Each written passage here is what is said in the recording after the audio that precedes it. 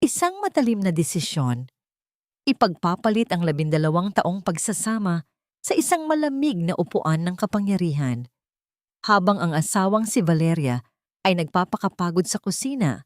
Ang tanging gantimpala sa kanya ay ang balita ng pagtataksil. Itatapon na parang basahan ang babaeng bumuo sa kanyang tagumpay. Ngunit ang akala nilang mahinang probinsyana ay may lihim na pasasabugin. Sino nga ba ang tunay na talo? Pagkatapos ng anunsyo sa susunod na linggo, ihahain ko na ang annulment papers. Tapos na ang papel niya sa buhay ko, ma. Ang boses ni Eduardo ay malamig pa sa hanging dala ng aircon sa loob ng kanyang silid-aklatan. Walang pag-aalinlangan, walang bakas ng pagtitimpi. Ang bawat salitang binitawan niya ay tila mga palasong may lason na tumatama sa puso ng kung sino mang makakarinig. Mabuti naman kung ganoon, Eduardo. Sagot ni Doña Corazon na may himig ng tagumpay. Bianca is the perfect partner for a vice president. She has the connections, the class, and the ambition. Samantalang si Valeria, 12 taon na, pero amoy probinsya pa rin ang pananalita at galaw. She's just a plain housewife who's holding you back from the elite circle we belong to. Wala siyang silbi sa hinaharap mo. Sa labas ng pinto, nakatayo si Valeria. Ang kanyang mga kamay ay mahigpit na nakahawak sa isang pilak na tray kung saan nakapatong ang isang tasa ng mainit na tsokolate at ang huling kopya ng marketing proposal na tinapos niya sa loob ng 7 oras na walang tulog. Ang proposal na ito ang magsisilbing susi ni Eduardo para makuha ang inaasam na promosyon, ang bunga ng mga gabi ni Valeria sa harap ng computer habang ang asawa ay mahimbing na natutulog. Naramdaman ni Valeria ang biglaang panlalamig ng kanyang mga daliri. Ang mainit na singaw ng tsokolate ay tila naging yelo sa kanyang balat. Ang bawat pintig ng kanyang puso ay tila isang mabigat na palakol na tumatama sa kanyang dibdib. Dahan-dahan siyang pinapatay. Sa bawat segundong lumilipas, tinitigan niya ang kanyang wedding ring, ang gintong simbolo ng pangakong hanggang sa dulo, na ngayon ay tila isang tanikalang sumasakal sa kanyang buong pagkatao. Hindi siya makahinga.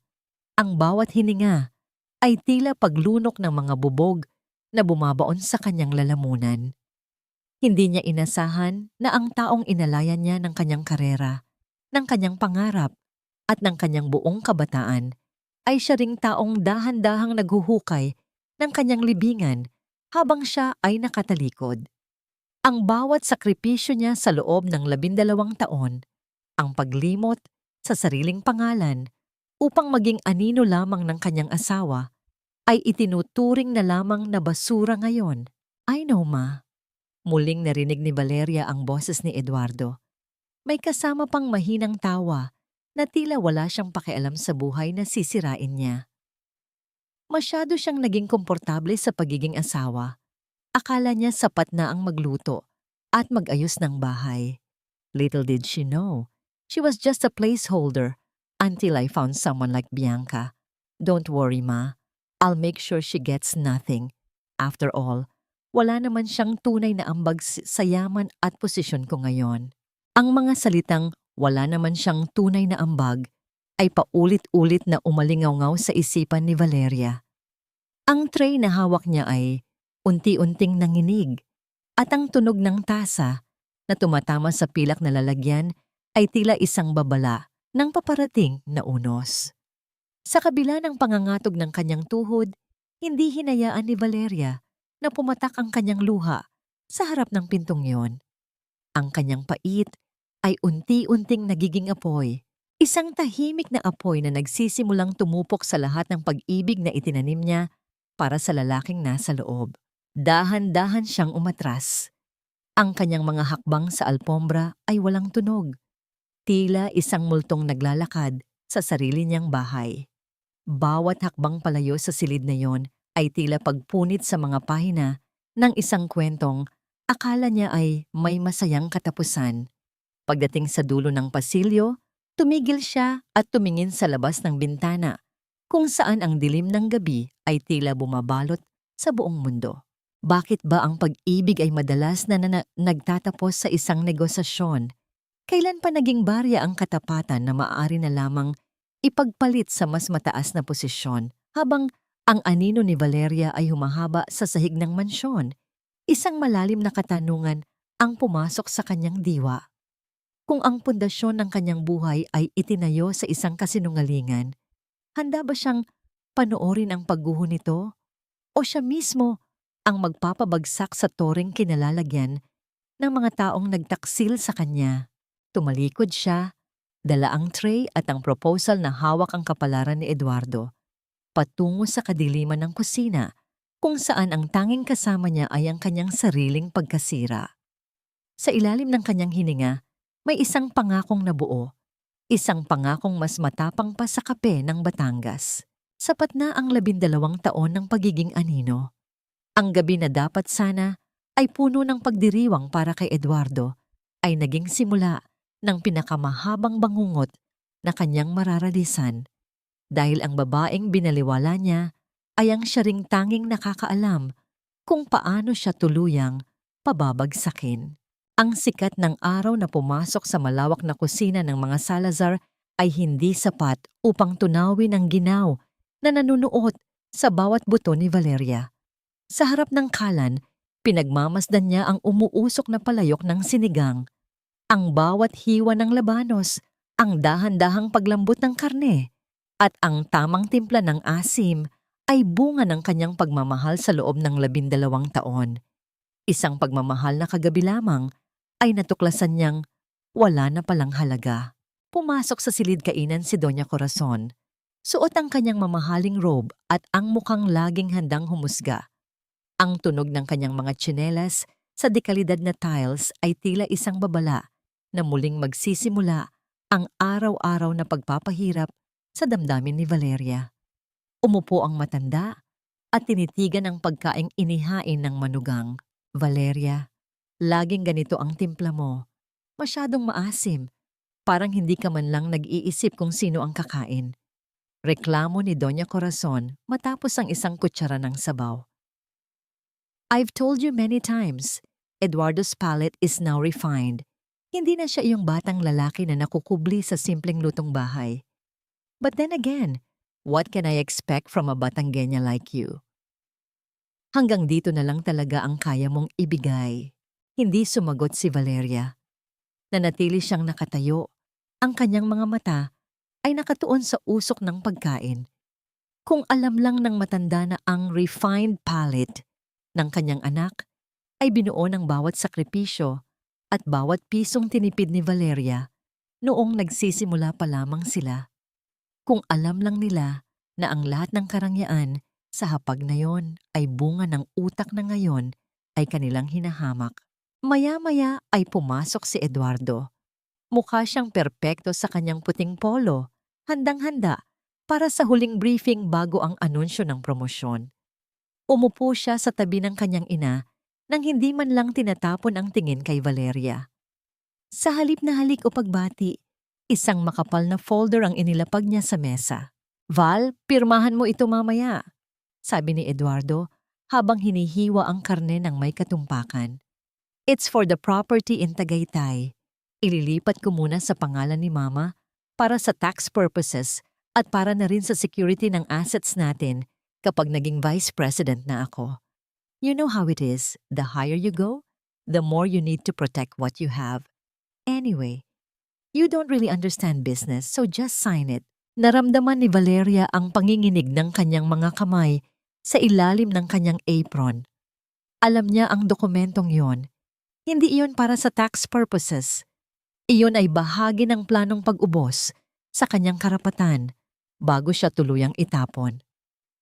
Ang kanyang asawa, ang lalaking nangakong magiging katuwang niya sa hirap at ginhawa, ay dahan-dahang binubura ang kanyang bakas sa kanilang pinagsamahan. Is it really for tax purposes, Eduardo?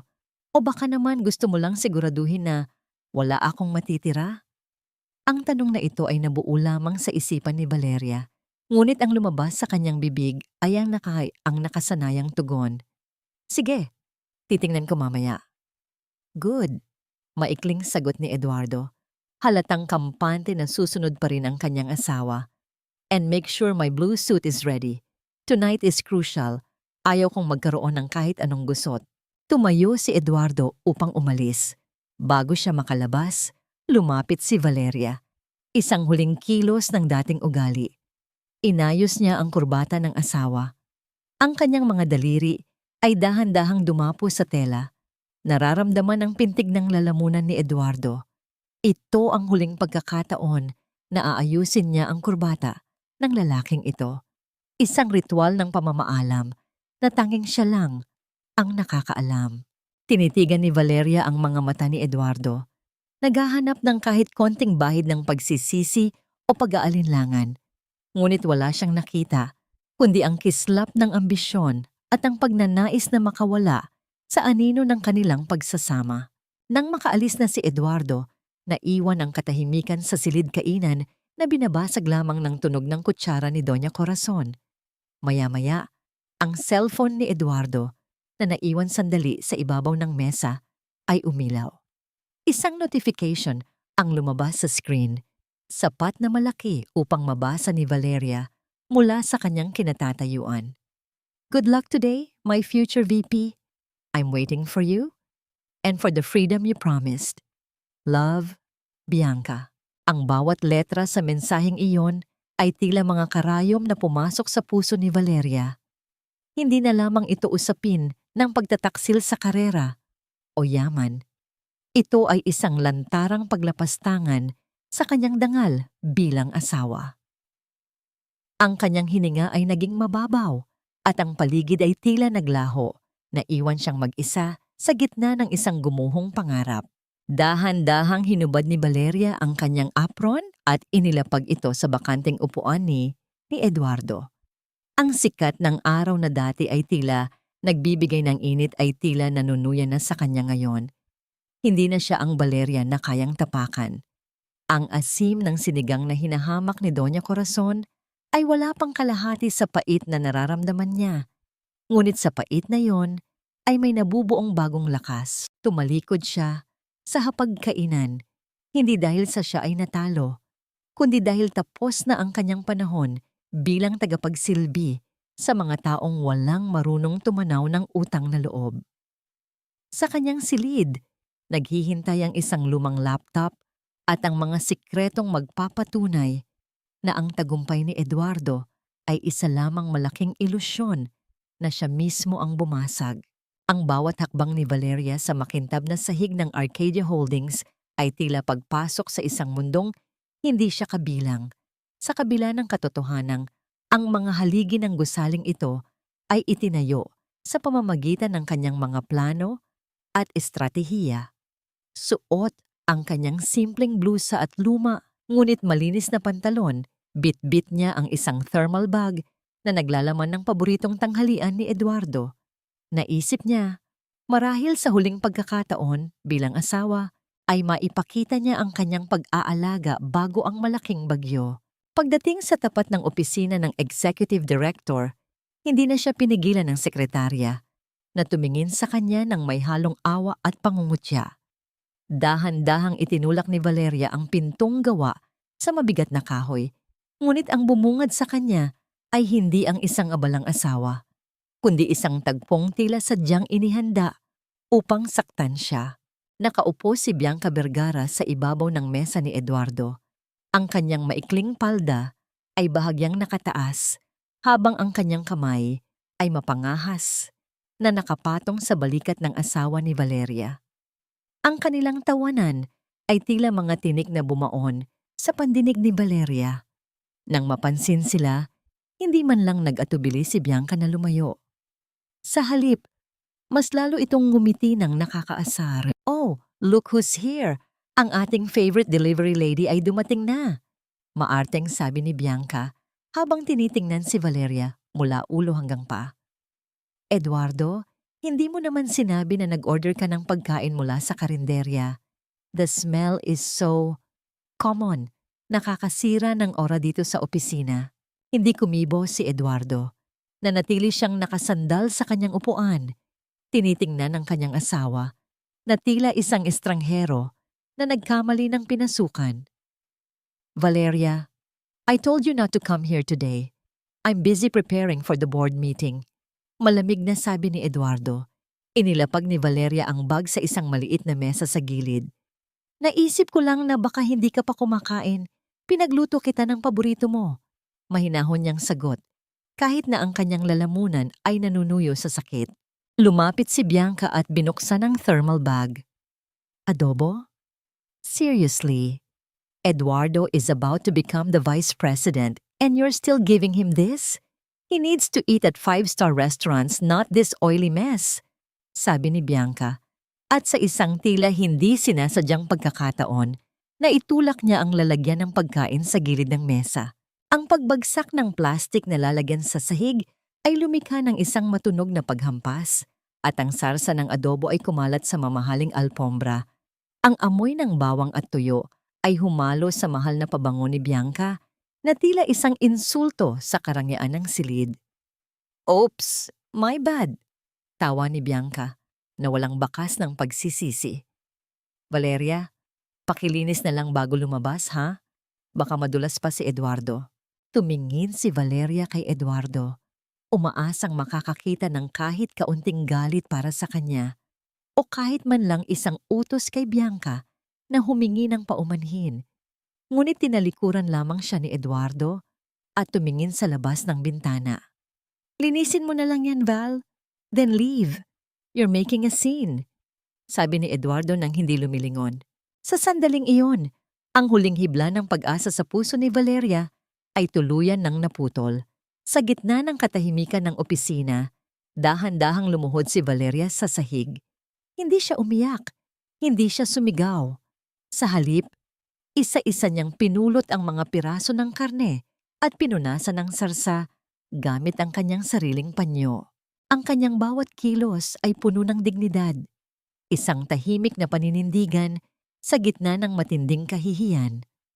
Pinagmamasdan siya ni Bianca ng may halong katuwaan, habang si Eduardo ay nananatiling bingi at bulag sa paghihirap ng kanyang asawa.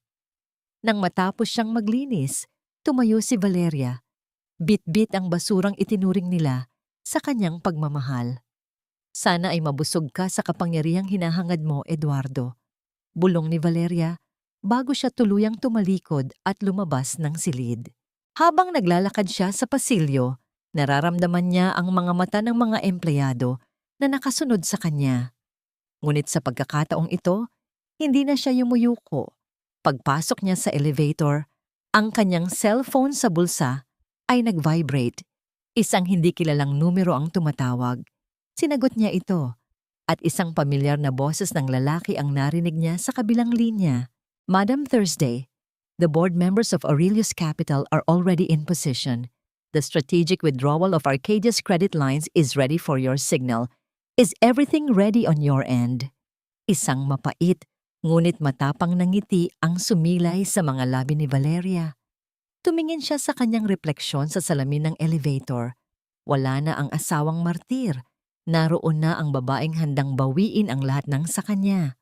Simulan niyo na. Maikli niyang sagot. I want them to feel the hunger before the night ends. Nang bumukas ang pinto ng elevator sa lobby, hindi na isang housewife ang lumabas, kundi isang haring handang sunugin ang kaharian ng mga taong nagtaksil sa kanya. Ngunit sa kabila ng kanyang tapang, isang tanong ang nananatili sa kanyang isipan. Hanggang saan niya kayang dalhin ang sakit bago siya tuluyang maging bato. Ang gabi sa mansyon ng mga Salazar ay tila mas lalong bumigat. Ang bawat sulok ay tila pinupuno ng mga aninong nagmamasid sa bawat paghinga ni Valeria. Pagkatapos ng nangyari sa opisina, ang tanging nais niya ay ang katahimikan ng kanyang silid. Ngunit pagkapasok pa lamang niya sa sala, ay bumungad na sa kanya ang figura ni Doña Corazon. Nakaupo ang matanda sa kanyang paboritong silya na gawa sa inukit na kahoy. Ang kanyang muka ay tila isang maskarang gawa sa sabato, malamig at walang pakiramdam. Maupo ka, Valeria. Utos ni Doña Corazon. Ang kanyang boses ay may himig na hindi tumatanggap ng pagtanggi. Lumalakas ang kabog sa dibdib ni Valeria habang dahan-dahang lumalapit at nauupo sa tapat ng kanyang biyenan. Sa ibabaw ng mesa sa gitna nila ay nakalatag ang ilang mga dokumentong luma at kupas na mga titulo ng lupa mula sa Batangas na pagmamay-ari ng pamilya ni Valeria. Nakausap ko si Eduardo. Kailangan niya ng karagdagang pondo para sa mga huling investments bago ang kanyang promosyon. Simula ni Corazon habang pinupunasan ang kanyang mamahaling salamin. Ang lupain niyo sa Batangas, ang bukid na iniwan ng tatay mo. Kailangan nating ibenta yan. May buyer na akong nahanap at malaking tulong ang makukuha nating halaga para sa karir ng asawa mo.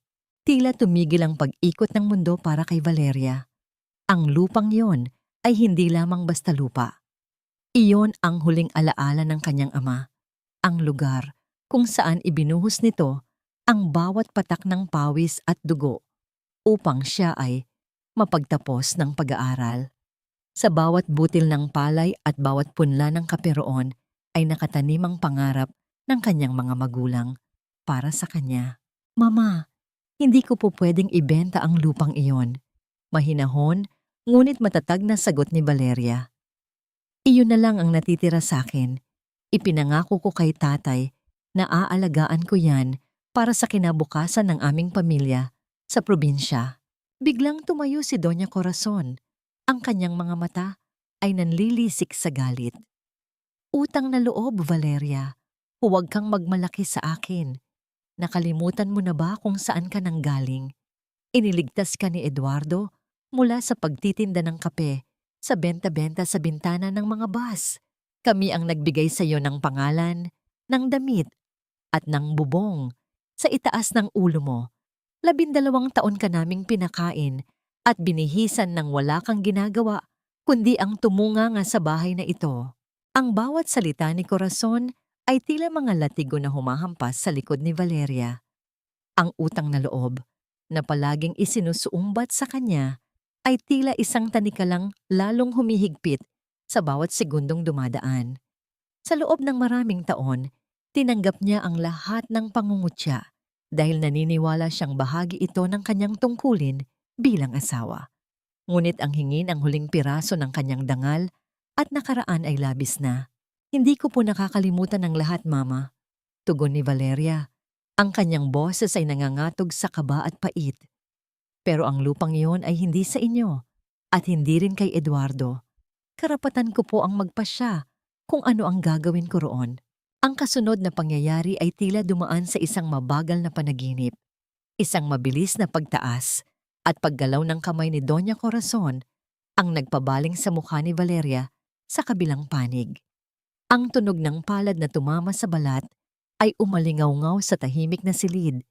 Isang marahas na pagtatapos sa anumang respeto na natitira sa pagitan nila. Naramdaman ni Valeria ang matinding init at hapdi sa kanyang pisngi.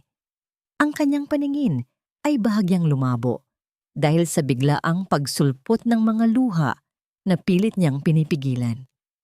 Dahan-dahan niyang hinawakan ang bahaging nasaktan habang ang kanyang puso ay tila nadudurog sa ilalim ng bigat ng kawalan ng katarungan.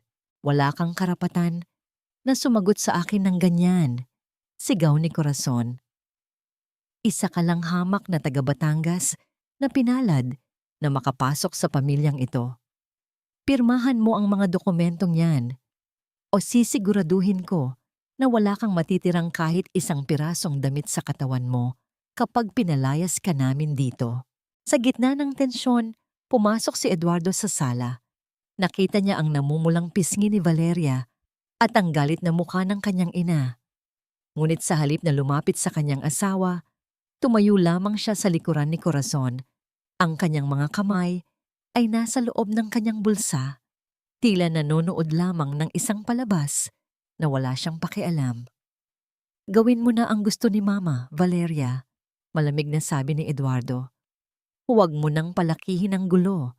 You owe us this much. Tumingin si Valeria kay Eduardo. Naghahanap ng kahit konting habag, ngunit ang nakita lamang niya ay ang parehong lamig na nakita niya sa opisina kanina. Sa sandaling iyon, Ang takot ni Valeria ay napalitan ng isang malalim at matigas na paninindigan. Ang bawat patak ng luha na dumaloy sa kanyang pisngi ay tila nagpapatigas sa kanyang kalooban. Hindi na siya sumagot. Dahan-dahan siyang tumayo, tiningnan ang mga dokumento sa mesa, at pagkatapos ay tiningnan ang 2 taong nasa harap niya nang may diretsong tingin na hindi nila inaasahan. Ang katahimikan ni Valeria ay naging mas nakakatakot kaysa sa anumang sigaw. Tumalikod siya at nagsimulang maglakad paakyat sa hagdan. Ang bawat hakbang niya ay tila isang deklarasyon ng digmaan. Habang umaakyat siya, narinig niya ang boses ni Corazon na patuloy na nagmumura at nagsasabi ng mga masasamang salita, ngunit hindi na ito umabot sa kanyang pandinig. Pagdating sa loob ng kanyang silid, inilak niya ang pinto. Naupo siya sa gilid ng kama at tinitigan ang kanyang mga kamay na nanginginig pa rin. Sa dilim ng silid, isang kaisipan ang tila naging malinaw para sa kanya. Ang sampal na yon ay hindi lamang naging tanda ng kanyang pagkatalo, kundi ang hudyat ng kanyang paglaya. Kinuha niya ang kanyang telepono at may idinial na numero. Pagkatapos ng ilang ring, sumagot ang isang boses sa kabilang linya. "Mateo, handa na ako. Ibigay mo na ang lahat ng ebidensya ng embezzlement ni Eduardo sa board at ang lupain sa Batangas.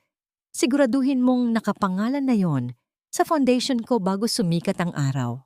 Sa labas ng kanyang bintana, ang mga bituin ay tila naglalaho sa likod ng makakapal na ulap. Ang gabi ay malayo pa bago matapos, ngunit para kay Valeria, ang pinakamadilim na bahagi ay lumipas na. Ang tanong na lamang ay kung paano haharapin ni Eduardo ang katotohanang ang babaeng inakala niyang madaling tapakan ay siya palang may hawak ng kanyang buong mundo. Ang bawat panginginig ng mga kamay ni Valeria habang hawak ang kanyang cellphone ay tila isang babala ng isang malaking lindol sa kanyang buhay. Sa kabilang linya, ang boses ng kanyang pinsan mula sa Batangas ay puno ng takot at pagmamadali. Ang kanyang ina, si Tia Choleng, ay isinugod sa ospital dahil sa atake sa puso. Ang mga salitang kailangan ng pondo para sa operasyon ay tila mga mabibigat na batong unti-unting lumulunod sa kanya. Hindi na nag-isip pa si Valeria. Sa gitna ng gabi, nagtungo siya sa opisina ni Eduardo, umaasang sa huling sandali ay makakakita siya ng kahit katiting na humanidad sa lalaking 12 taon niyang pinagsilbihan. Datnan niya si Eduardo sa lobi ng gusali, kasama si Bianca, kapwa bihis na bihis para sa isang pre-announcement dinner.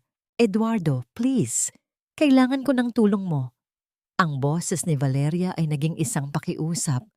Ang kanyang mga mata ay puno ng pagsusumamo. "Ang nanay ko, kailangan siyang operahan ngayon din. I need the money, kahit hiramin ko lang sa mga savings natin." Huminto si Eduardo, ngunit sa halip na pag-aalala, inis ang rumihistro sa kanyang mukha. Tiningnan niya ang kanyang mamahaling relo na tila ba ang bawat segundo ng pakikipag-usap sa kanyang asawa ay isang malaking kawalan sa kanyang oras. "Valeria, not now. I told you all our liquid assets are tied up in the final campaign for the VP slot. It's a crucial investment." Malamig na sagot ni Eduardo. "Bakit ba palaging sa maling oras nangyayari ang mga problema ng pamilya mo? 1 linggo na lang, VP na ako. Do you want me to jeopardize everything for a medical bill?" Sumingit si Bianca. Ang kanyang labi ay may nakakalokong nangiti habang nilalaro ang kanyang mamahaling kwintas. "Sweetie, bakit ka ba nag-aalala? Marami namang pampublikong ospital sa probinsya. Libre ang serbisyo doon, di ba? Bagay naman doon ang mga gaya nila. Hindi mo kailangang ubusin ang pondo ni Eduardo para sa isang bagay na pwedeng makuha ng libre." Ang mga salita ni Bianca ay tila isang lantarang pagdura sa mukha ni Valeria. Tumingin siya kay Eduardo, umaasang magagalit ito sa pang-iinsulto sa kanyang biyenan, ngunit tumango lamang ang asawa at hinawakan si Bianca sa siko upang maglakad palayo. "Maghanap ka na lang ng ibang paraan, Valeria. Use your connections. o ibenta mo yung mga alahas na ibinigay ko sa iyo noon. Huwag mo akong abalahin sa gabing ito. Huling hirit ni Eduardo bago sila tuluyang sumakay sa kanilang marangyang sasakyan. Naiwan si Valeria sa gitna ng malawak na semento sa labas ng gusali. Kasabay ng kanilang pag-alis ay ang biglaang pagbuhos ng malakas na ulan mula sa madilim na langit. Ang bawat patak ng tubig ay tila humahagupit sa kanyang balat. Malamig at malupit. Hindi na niya alam kung ang basang dumadaloy sa kanyang pisngi ay ulan o ang mga luhang hindi na niya mapigilan. Napaupo si Valeria sa gilid ng bangketa. Ang kanyang mga kamay ay nakayakap sa kanyang sarili habang ang kanyang buong katawan ay nanginginig sa ginaw at sa bigat ng kawalan ng pag-asa. Sa sandaling iyon, ang lahat ng kanyang pagtitiis, ang lahat ng kanyang utang na loob sa pamilya Salazar, at ang lahat ng kanyang pagmamahal kay Eduardo ay tila inanod ng maruming tubig sa kanal. Ngunit sa gitna ng kanyang paghagulgol, isang kakaibang pakiramdam ang nagsimulang mamuo sa kanyang dibdib. Ang bawat patak ng ulan na humuhugas sa kanyang katawan ay tila nagtatanggal din ng huling bahagi ng kanyang pagiging mahina. Ang bawat hapdi ng lamig ay tila nagiging apoy na nagpapatigas sa kanyang kalooban. Ang Valeria na laging sumusunod, ang Valeria na laging nananahimik, ay dahan-dahang namamatay kasabay ng paghupa ng kanyang mga luha. Isang matagal na katahimikan ang bumalot sa paligid, maliban sa tunog ng malakas na ulan na tumatama sa semento. Sa gitna ng madilim na kalsada, isang itim na sasakyan ang dahan-dahang huminto sa kanyang tapat. Ang ilaw nito ay tila naging isang tanglaw sa kanyang gitna ng kadiliman. Bumukas ang pinto sa likuran at isang lalaki ang lumabas. Bitbit ang isang malaking itim na payong. Hindi na kailangang tingnan ni Valeria ang mukha nito upang malaman kung sino siya. Ang amoy ng pamilyar na pabango at ang matatag na presensya nito ay sapat na. Lumapit ang lalaki at itinakip ang payong sa kanya. Hinahayaan ang sarili nitong mabasa sa ulan para lamang maprotektahan siya. Madam Thursday, hindi ka nararapat na nasa ilalim ng ulan. Ang boses ni Mateo ay malalim at puno ng paggalang. Ang iyong ina ay nailipat na sa pinakamahusay na ospital sa Maynila. Ang operasyon ay nagsisimula na. Walang kailangang ipag-alala. Tumingala si Valeria. Ang kanyang mga mata ay hindi na puno ng luha, kundi ng isang kakaibang ningning na tila kidlat sa gitna ng bagyo. Dahan-dahan siyang tumayo, hinahayaan ng tubig na pumatak mula sa kanyang buhok. Tumingin siya sa direksyong dinaanan ng sasakyan ni Eduardo at sa isang pagkakataon, ang kanyang mukha ay naging kasing lamig ng gabi. Salamat, Mateo.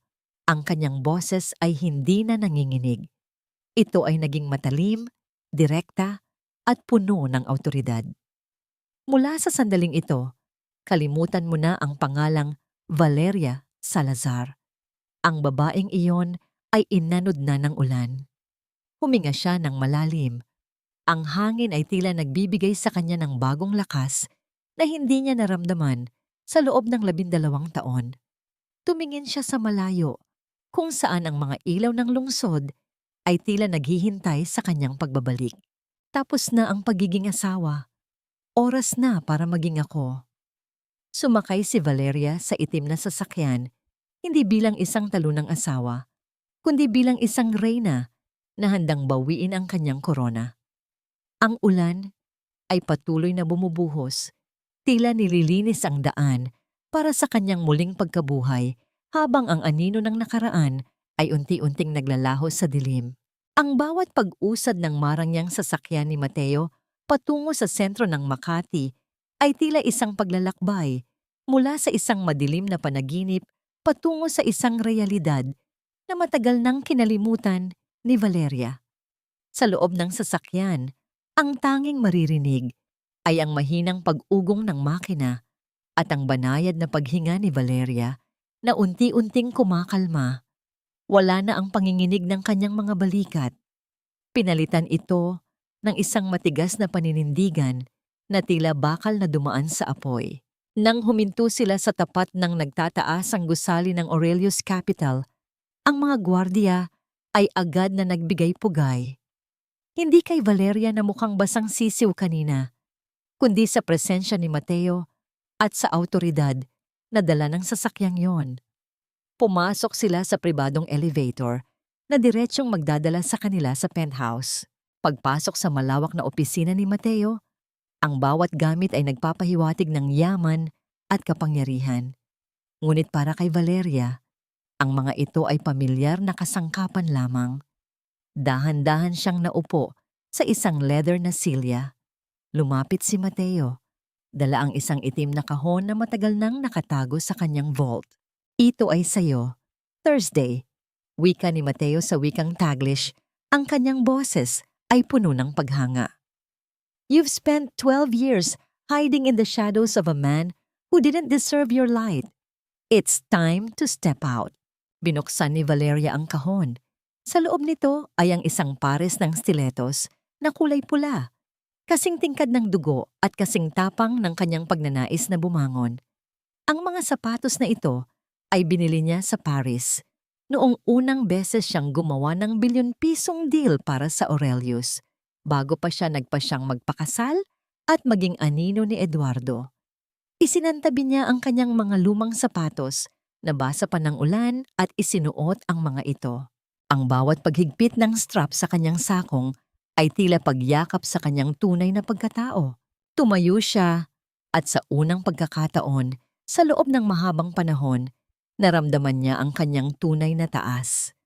Ang bawat pagtama ng takong ng kanyang sapatos sa marmol na sahig ay lumikha ng isang ritmo na tila nagpapahayag ng pagbabalik ng isang reyna sa kanyang trono. Mateo, let's look at the numbers. Ang boses ni Valeria ay naging malamig at matalas. Wala na ang bakas ng asawang nagmamakaawa. Arcadia Holdings is over-leveraged. Akala ni Eduardo ay sapat na ang marketing proposal na ginawa ko para sa kanya upang makuha ang tiwala ng board. But he missed the fundamental cracks in their supply chain liquidity. Lumapit siya sa malaking glass wall at tumingin sa mga ilaw ng lungsod. I want the credit lines of Arcadia, through our subsidiary banks, to be frozen by tomorrow morning. I want a strategic withdrawal of all Aurelius-backed investments in their upcoming project. Make it look like a standard risk reassessment. Tumango si Mateo, ngunit may bahid ng pag-aalinlangan sa kanyang mga mata. You know this will destroy him, right? Not just his VP slot, but his entire career. Are you sure, Thursday? Tumingin si Valeria kay Mateo. He didn't hesitate to destroy my mother's hope for a heartbeat, Mateo. Why should I hesitate to destroy his paper kingdom? Isang bahagyang nangiti ang sumilay sa kanyang labi, ngunit hindi ito umabot sa kanyang mga mata. Besides, I'm not destroying him. I'm just taking back the foundation that I built. Kung gumuho man siya pagkatapos, ibig sabihin lang noon ay wala siyang sariling lakas upang tumayo. Kinuha ni Valeria ang isang gintong pluma at ang dokumentong nakahain sa mesa. Ito ang opisina ng chairperson, ang posisyong matagal nang nakalaan para sa kanya, ngunit tinanggihan niya dahil sa maling paniniwalang kailangan siyang maging mabuting asawa lamang. Sa isang mabilis at matatag na pirma, tinuldukan niya ang 12 taon ng pagsuporta sa Arcadia Holdings. Done, wika niya. Lumingon siya kay Mateo at tila may naalala. Mateo, bakit mo ito ginagawa? Bakit mo ako tinutulungan ng ganito kalubos? Hindi lang ito dahil sa trabaho. Alam ko. Umiwas ng tingin si Mateo. Tila may malalim na alaala ang bumabagabag sa kanya. Your father, he saved me once, long before you knew about financial markets. I promised him I would look after you. 12 years, Thursday. 12 years kitang pinanood na magpakamartir. It hurt me to see a genius like you being treated like a servant. Napatigil si Valeria. Ang kanyang ama, ang magsasaka, mula sa Batangas, ay may mga lihim na hindi niya kailanman naisip. Ang bawat piraso ng puzzle ay unti-unti nang nagkakasama Ngunit ang bawat sagot ay nagbubukas ng mas maraming katanungan. Habang ang gabi ay lumalalim, si Valeria ay nananatiling nakatayo sa harap ng bintana. Ang kanyang refleksyon sa salamin ay hindi na ang babaeng basang-basa sa ulan, kundi ang isang makapangyarihang strategist na handang baguhin ang takbo ng laro. Sa labas, ang mga ilaw ng Arcadia Holdings ay kumikislap pa. Hindi alam na ang kuryenteng nagpapatakbo sa kanilang tagumpay ay pinutol na ng isang pirma. Eduardo? Bulong niya sa hangin. Sa tingin mo ay ikaw ang hari, pero hindi mo alam. Ang reyna ang palaging may pinakamalakas na galaw sa chessboard. Isang katanungan ang nananatili sa isip ni Mateo habang pinagmamasdan ang matatag na likod ni Valeria. Hanggang kailan kayang panindigan ni Valeria ang lamig na ito bago muling hanapin ng kanyang puso ang init na dati niyang inaasam? Tila isang lumang pelikulang paulit-ulit na naglalaro sa balintataw ni Valeria ang mga gabing binalot ng katahimikan at paagod sa loob ng 12 taon. Sa gitna ng dilim ng penthouse ng Aurelius Capital, pinagmamasdan niya ang mga digital na numero sa screen, ngunit ang kanyang isipan ay lumalakbay pabalik sa isang maliit at mainit na apartment kung saan sila nagsimula ni Eduardo. Naalala niya ang isang gabi. 8 taon na ang nakalilipas. Ang dilaw na liwanag ng lampara ay tumatama sa kanyang namumugat na mga mata habang si Eduardo ay mahimbing na natutulog sa kabilang silid. Hawak ni Valeria ang mga dokumento para sa kauna-unahang malaking merger ni Eduardo. Puno ito ng mga butas at maling kalkulasyon na maaaring magpabagsak sa kanyang karera. Sa halip na gisingin ang asawa, kinuha ni Valeria ang kanyang ballpen at calculator. Inayos niya ang bawat graph, nirebisa ang bawat estratehiya, at binuo ang isang presentasyon na sa susunod na araw ay tinawag ni Eduardo na kanyang henyo. Ang galing mo talaga, Son. Puri ng board noon kay Eduardo. At si Eduardo, sa halip na sabihin ang katotohanan, ay ngumiti lamang at tinanggap ang lahat ng papuri habang si Valeria ay nasa likuran. Masaya na ring makitang nagtatagumpay ang lalaking mahal niya. Akala niya noon, ang kanilang pagsasama ay isang partnership. Siya ang utak, ito ang boses. Hindi niya alam na sa bawat gabing nagpupuyat siya, dahan-dahan palang binubura ni Eduardo ang kanyang pangalan sa kasaysayan ng kanilang tagumpay. Nagbago ang imahe sa kanyang isipan nang bumukas ang pinto ng opisina at pumasok si Mateo. Thursday, ang audit team ay nagsimula na. As predicted, nagkakagulo na sa Arcadia. Eduardo is scrambling to explain the missing liquidity in their latest expansion project. Ibinalik ni Valeria ang kanyang diwa sa kasalukuyan. Tiningnan niya ang data sa kanyang harap. Ngayong wala na siya sa tabi ni Eduardo upang itama ang kanyang mga mali, ang bawat desisyon ng asawa ay nauuwi sa sakuna. Ang mga minor errors na dati ay mabilis niyang nare-resolba ay nagiging malalaking lamat na ngayon sa pundasyon ng kumpanya. Hayaan mo siyang malunod sa sarili niyang kawalang alam, Mateo. Ang boses ni Valeria ay puno ng kapaitan. Sa loob ng maraming taon, pinaniwala niya ang sarili niya na kaya niya ang lahat ng wala ako. Ngayon, hayaan nating patunayan ng realidad kung sino talaga siya. Dahan-dahang binuksan ni Valeria ang kanyang pitaka at kinuha ang isang maliit at kupas na litrato. Larawan ito ng kanilang kasal. 2 taong nakangiti, puno ng pangako at pag-asa. Tinitigan niya ang mukha ni Eduardo, ang lalaking minahal niya, nang higit sa kanyang sarili. Ang matalim na bakal ng gunting sa kanyang mesa ay dahan-dahan niyang kinuha. Walang panginginig, walang pag-aalinlangan. Hinati niya ang litrato sa gitna. Ang bahagi kung saan naroon si Eduardo ay hinayaan niyang mahulog sa sarsa ng basurahan, habang ang bahagi kung saan siya naroroon ay itinabi niya. The girl in this photo is dead, Eduardo. Bulong niya sa hangin. The one you left in the rain has finally found her way home. Habang sinusuri ni Valeria ang mga accounts ng Arcadia, isang kuryosidad ang pumukaw sa kanyang atensyon. May mga regular na paglabas ng pera patungo sa isang shell company na nakapangalan sa isang ES management. Ang mga halaga ay hindi ganoon kalaki upang mapansin agad, ngunit sapat na upang makabuo ng 1 bilyon sa loob ng ilang taon. Mateo, sino ang may-ari ng ES management? Tanong niya. Sa papel, isang tauhan ni Eduardo sa warehouse, pero ang lahat ng pirma ay tila pamilyar. Sagot ni Mateo habang iniaabot ang isang folder. Nanlaki ang mga mata ni Valeria. Hindi ito simpleng pagkakamali sa negosyo. Ito ay isang sistematikong pagnanakaw. Mukhang may mas malalim pang lihim si Eduardo at ang kanyang ina na hindi lang tungkol sa pagtataksil sa kanya bilang asawa.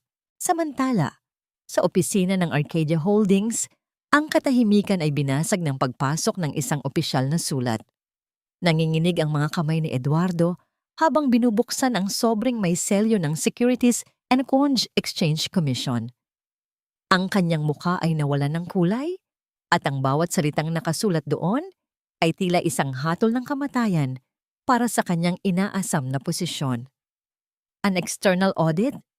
Bulalas ni Eduardo. Ang kanyang boses ay puno ng takot. Bakit ngayon? Paano ito nangyari? Hindi niya alam. Sa kabilang bahagi ng lungsod, ang babaeng itinuring niyang walang ambag ay kasalukuyan ng hawak ang mitya ng paputok na wawasak sa kanyang mundo. Ang anunsyo para sa Vice President ay ilang araw na lamang, ngunit tila ang tanging matatanggap ni Eduardo ay ang anunsyo ng kanyang sariling pagkakabilanggo. Ang marangyang penthouse restaurant ng isang tanyag na hotel sa Makati ay puno ng ningning ng mga kristal na chandelier, ngunit para sa mga matang nagmamasid mula sa malayo, ang bawat kislap nito ay tila anino ng paparating na unos. Sa gitna ng bulwagan, nakaupo sina Eduardo at Bianca, nagdiriwang sa ilalim ng mapanlinlang na katahimikan ng gabi. Ang bawat pag-angat ng kanilang mga baso ng mamahaling alak ay tila isang pagpupugay sa kanilang inaakalang tagumpay, habang ang bawat ngiti ni Bianca ay punong-puno ng kamandag ng isang babaeng nakamit ang kanyang ninanais. To your new position, Vice President, masiglang wika ni Bianca. Ang kanyang boses ay malambing ngunit may himig ng pag-aari. Inilapit niya ang kanyang mukha kay Eduardo. Ang kanyang pabango ay tila pilit na bumabalot sa bawat hininga ng lalaki. Finally, the world will see you for who you truly are. No more shadows, Eduardo. At higit sa lahat, wala na ang pabigat sa buhay mo. Isang tipid na ngiti ang sumilay sa mga labi ni Eduardo habang pinagmamasdan ang babaeng nasa harap niya. Everything is in place, Bianca. Ang mga papeles para sa bahay ay naayos na ni Mama. Pagkatapos ng anunsyo bukas, Valeria will have to pack her things and go back to where she belongs. I've given her 12 years of luxury. Sapat na yon bilang kabayaran sa pananatili niya sa tabi ko. Sa hindi kalayuan, isang waiter ang tahimik na naglalakad, dala ang isang tray ng mga pagkain. Ang bawat hakbang nito ay walang tunog sa makapal na alpombra, ngunit ang kanyang mga pandinig ay matalas. Sa loob ng kanyang uniforme ay nakatago ang isang maliit na device na nagpapadala ng bawat salita ni na Eduardo patungo sa isang opisina kung saan ang bawat kataga ay tila isang matalim na kutsilyo sa pandinig ni Valeria. Hindi ka ba natatakot na baka gumawa siya ng eksena? Tanong ni Bianca habang hinihiwa ang kanyang steak ng may katumpakan. Probinsyana yon. Baka umiyak at lumuhod sa harap ng mga guests. Tumawa si Eduardo, isang tawang puno ng kayabangan at kawalan ng pakiramdam. Valeria, she's too weak for that. Sa 12 taon naming pagsasama, wala siyang ibang ginawa kundi ang sumunod. She doesn't have the courage to fight back. She's just a broken woman who will fade away quietly. Tumayo si Eduardo upang magtungo sa banyo. Sa tapat ng malaking salamin ng comfort room, tumigil siya at tinitigan ang kanyang refleksyon. Inayos niya ang kanyang buhok at ang kanyang mamahaling relo. Sa isang sandali, Tila may dumaan na anino ng lumang Eduardo sa kanyang mga mata.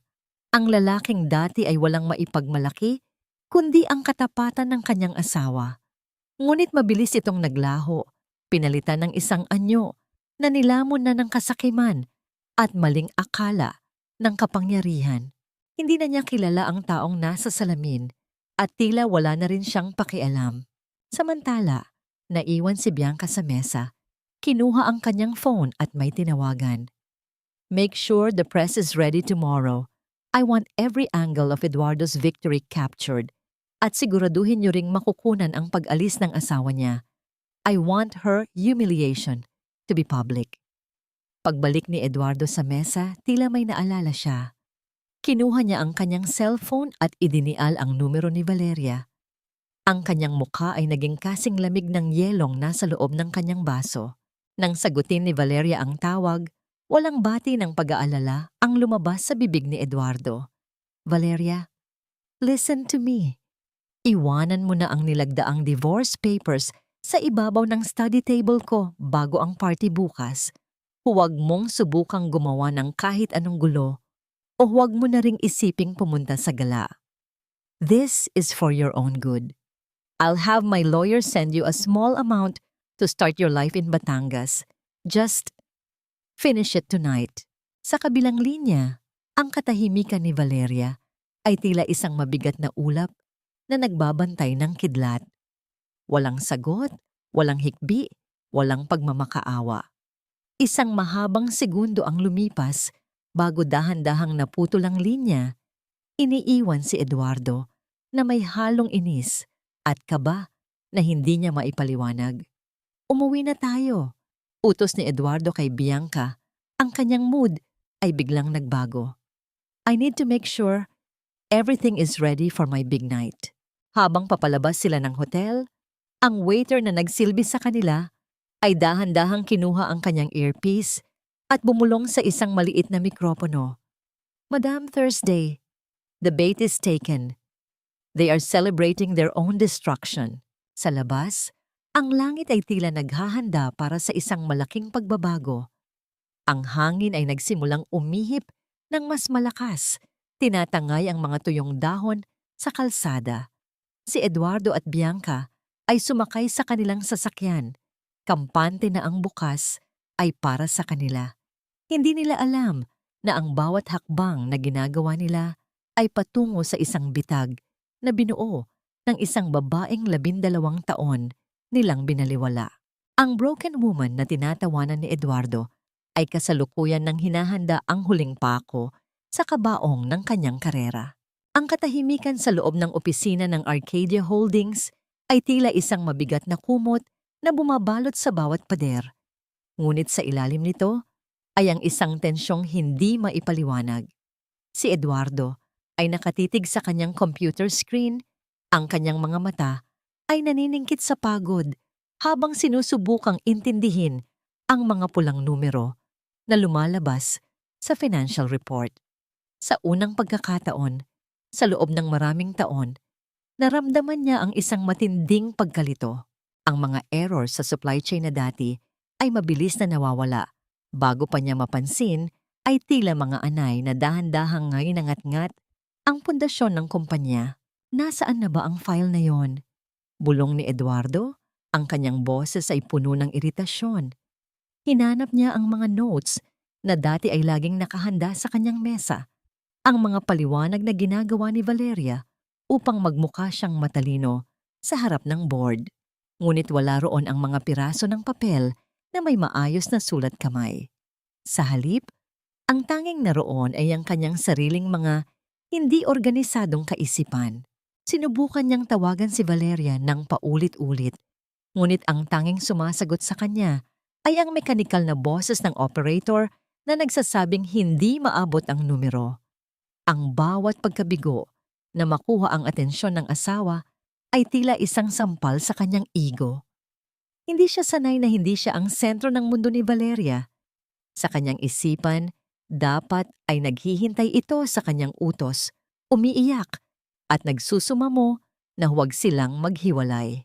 Samantala, sa kabilang bahagi ng lalawigan, Ang umaga sa Batangas ay nagsimula sa isang mahinahong paghaplos ng sikat ng araw sa mga dahon ng kape. Si Valeria ay nakaupo sa beranda ng kanilang lumang bahay, hawak ang isang tasa ng mainit na kapeng barako.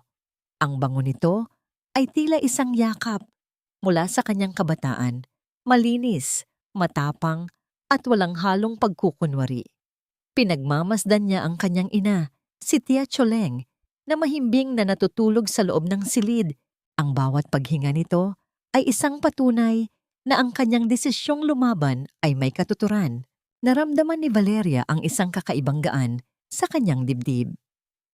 Sa gitna ng lunti ang paligid at ang himig ng mga ibon na nagliliparan sa himpapawid, nahanap niya ang kapayapaang matagal nang ipinagkait sa kanya sa loob ng mansyon ng mga Salazar. Ang bawat paghigop niya ng kape ay tila paglunok ng bagong lakas. Ang kalayaang nararamdaman niya ngayon ay mas matamis pa sa anumang tagumpay na naranasan niya sa mundo ng finance. Dito, hindi siya si Mrs. Salazar na kailangang magtago. Dito, siya si Thursday, ang anak ng lupang kanyang tinatapakan. Subalit ang katahimikan ay panandaliang nagulo nang muling mag-vibrate ang kanyang telepono sa ibabaw ng kahoy na mesa. Sa pagkakataong ito, hindi niya ito binaliwala. Sinagot niya ang tawag ni Eduardo nang may isang malalim at malamig na paghinga. "Valeria! Sa wakas! Nasaan ka ba?" Ang boses ni Eduardo ay halos sumigaw na sa kabilang linya, puno ng desperasyon na pilit itinatago sa likod ng awtoridad. Ang system ng Arcadia ay nagkakagulo. Ang mga creditors ay nagtatanong tungkol sa credit lines na biglang na-freeze. Nasaan ang access codes para sa backup server? And where are the files for the audit? Bianca is here, but she doesn't know where you kept them. Isang manipis at mapait na ngiti ang sumilay sa mga labi ni Valeria habang pinapanood ang isang tuyong dahon na dahan-dahang bumabagsak sa lupa. "Eduardo, hindi ba't sabi mo ay wala akong ambag sa kumpanya mo? Sabi mo ay isang plain housewife lang ako na marunong lang magluto at maglinis. Kung ganoon, bakit mo ako tinatanong tungkol sa mga bagay na para sa mga henyong tulad mo at ni Bianca? Huwag mo akong pilosopohin, Valeria. Kailangan ko ang mga files na yan o masisira ang anunsyo ko bukas." Hayaan mong si Bianca ang gumawa ng paraan, Eduardo. Siya naman ang pinili mong makasama sa itaas, di ba? Hayaan mong patunayan niya ang halaga niya. Mahinahong sagot ni Valeria bago dahan-dahang pinutol ang tawag, iniiwan ng kanyang asawa sa gitna ng isang namumuong kaguluhan. Habang lumulubog ang araw sa Batangas, ang anino ng mansyon ng mga Salazar sa Maynila ay tila lalong nagiging madilim. Sa loob ng marangyang sala, si Doña Corazon ay kasalukuyang nagpapakasasa sa kanyang hapon na tsaa ng ang kanilang mayordoma ay pumasok. Dala ang isang sobrang may kulay asul na selyo. Hindi ito isang paanyaya sa party o isang regalo mula sa kanyang mga kaibigan sa elite circle. Nang buksan ni Corazon ang sobre, ang kanyang mga kamay ay nagsimulang manginig. Ang mga salitang notice of foreclosure ay tila mga itim na tinta na lumalaki sa kanyang paningin. Ang mansyong itinuring niyang simbolo ng kanilang kapangyarihan ay kukunin na ng bangko dahil sa mga hindi nabayarang utang at mga nakatagong utang ni Eduardo na hindi niya kailanman nalaman. Ang tasa ng tsaa sa kanyang kamay ay bahagyang tumagilid at ang mainit na likido ay dahan-dahang tumulo sa kanyang mamahaling damit, ngunit hindi niya ito naramdaman.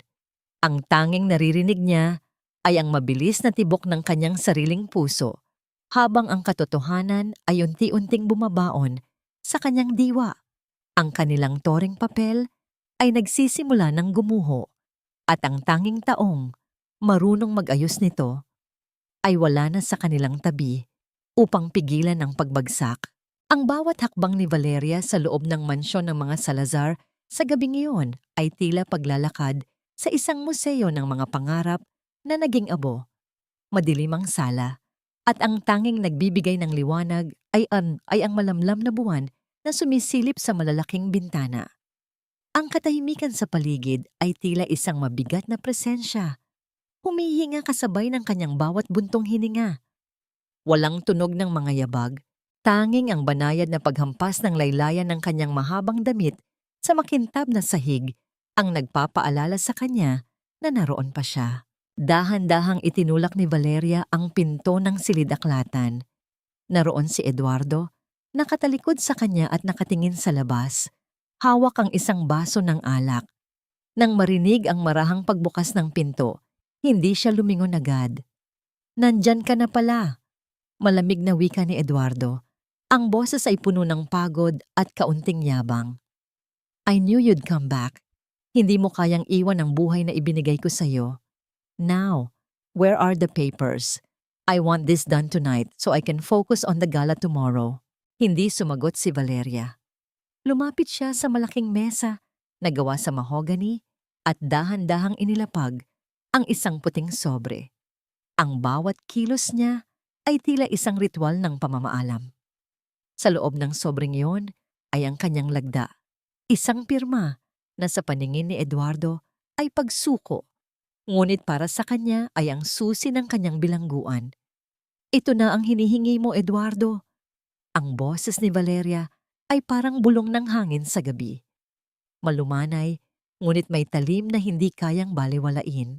Humarap si Eduardo, isang mapanguyam na ngiti ang sumilay sa kanyang labi nang makita ang sobre. "Good! Finally, naging matalino ka rin. Huwag kang mag-alala. I'll make sure my lawyers provide for you. Just don't cause any trouble tomorrow. I want everything to be perfect." Tinitigan ni Valeria ang asawa sa huling pagkakataon. Napansin niya ang bawat linya sa mukha nito, ang kislap ng kasakiman sa kanyang mga mata, at ang kawalan ng kahit anong bahid ng pagmamahal. Nakapagtataka na ang taong ito ang naging sentro ng kanyang mundo sa loob ng 12 taon. Ngayon, tila nakatingin na lamang siya sa isang estranghero na gawa sa karton, madaling sunugin, madaling tupiin. Pagkatapos ng maikling pagtatagpo, nagtungo si Valeria sa kanilang silid-tulugan. Ang amoy ng pabango ni Eduardo na humahalo sa amoy ng lavender na lagi niyang inilalagay sa mga unan ay tila isang lason na dahan-dahang lumalabas sa kanyang katawan. Inilibot niya ang kanyang tingin sa bawat sulok ng silid na naging saksi ng kanyang mga luha at ng mga gabing pilit niyang pinapaniwala ang sarili na sapat na ang maging asawa. Dahan-dahan niyang hinubad ang kanyang wedding ring. Ang gintong singsing ay tila naging isang mabigat na pasanin sa kanyang daliri. Inilapag niya ito sa gitna ng puting unan ni Eduardo. Ang kislap ng ginto sa gitna ng kaputian ng tela ay tila isang bituin na naliligaw sa dilim. Walang sulat na iniwan, walang huling habilin. Ang singsing na yon ay sapat na upang sabihin ang lahat ng hindi niya kayang bigkasin. Bago siya tuluyang lumabas ng bahay, hinarang siya ni Lorna, ang matandang katulong na tanging nakasaksi sa lahat ng kanyang paghihirap. Ang mga mata ni Lorna ay basa ng luha at ang kanyang mga kamay ay nanginginig habang hawak ang isang maliit na flash drive. "Ma'am Valeria, huwag niyo po itong kalilimutan," bulong ni Lorna. Ang boses ay puno ng katapatan. "Nakuha ko po ito sa ilalim ng kama ni Doña Corazon noong nakaraang linggo. Alam ko pong makakatulong ito sa inyo. Mag-iingat po kayo." Tinanggap ni Valeria ang flash drive. Ang malamig na metal nito ay tila nagbigay ng kuryente sa kanyang mga palad.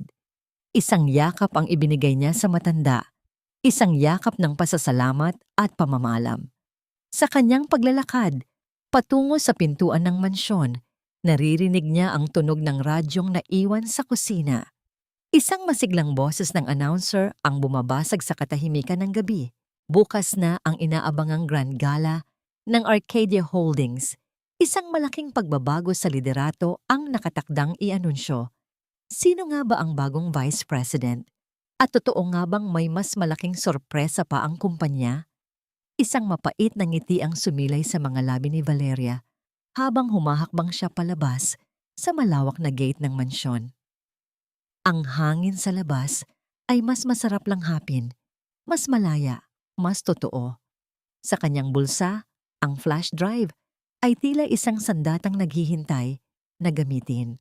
Isang tanong ang nananatili sa kanyang diwa habang pinapanood ang gate na dahan-dahang nagsasara ng walang tunog. Ano nga ba ang matatagpuan ni Eduardo sa loob ng flash drive na ito bago pa man magsimula ang kanyang pinakahihintay na gabi? Ang bawat sulok ng marangyang ballroom ng Arcadia Holdings ay nababalot ng ginto at kristal na tila isang kahariang itinayo sa gitna ng mga pangarap at kasinungalingan.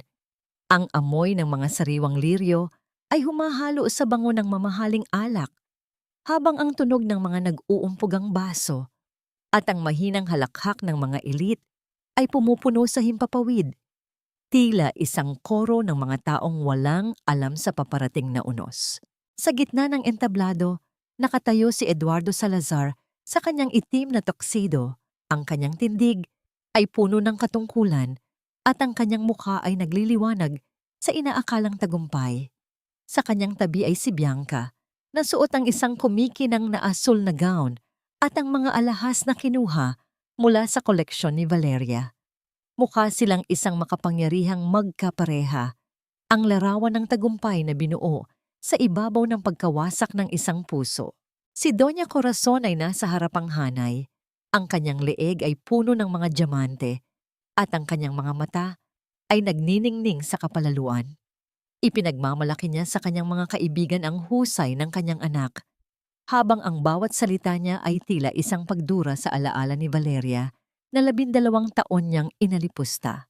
Ladies and gentlemen, simula ng MC, ang boses nito ay umaalingaw-ngaw sa bawat sulok ng silid.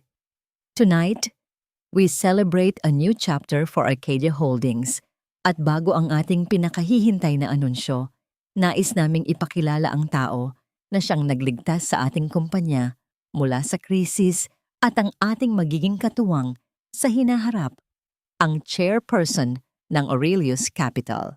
Ang malalaking pinto ng ballroom ay dahan-dahang bumukas ng walang anumang ingay na tila isang hudyat ng pagbabago ng tadhana. Pumasok si Mateo Villanueva, ang kanyang presensya ay nagbigay ng biglaang katahimikan sa buong bulwagan. Ngunit ang pansin ng lahat ay hindi nakatuon sa kanya, kundi sa babaeng nasa kanyang tabi. Isang babae ang humakbang papasok, ang bawat pagtama ng kanyang pulang stilettos sa makintab na sahig ay tila isang ritmo ng katarungan. Nakasuot siya ng isang mahabang pulang gown na tila nagnininga sa ilalim ng mga chandelier. Ang kanyang buhok ay maayos na nakapusod, inilalantad ang kanyang muka na dati ay laging nakayuko. Ngunit ngayon ay puno ng awtoridad at ningning. Ang mga bulungan ay tila isang malakas na hangin na dumaan sa buong silid. Si Eduardo ay napatitig, ang kanyang baso ng alak ay dahan-dahang hihiwalay sa kanyang hawak hanggang sa maramdaman niya ang panginginig ng kanyang mga daliri. Ang kanyang puso ay tila tumalon sa kanyang lalamunan nang makilala ang babaeng nasa harap niya. Valeria?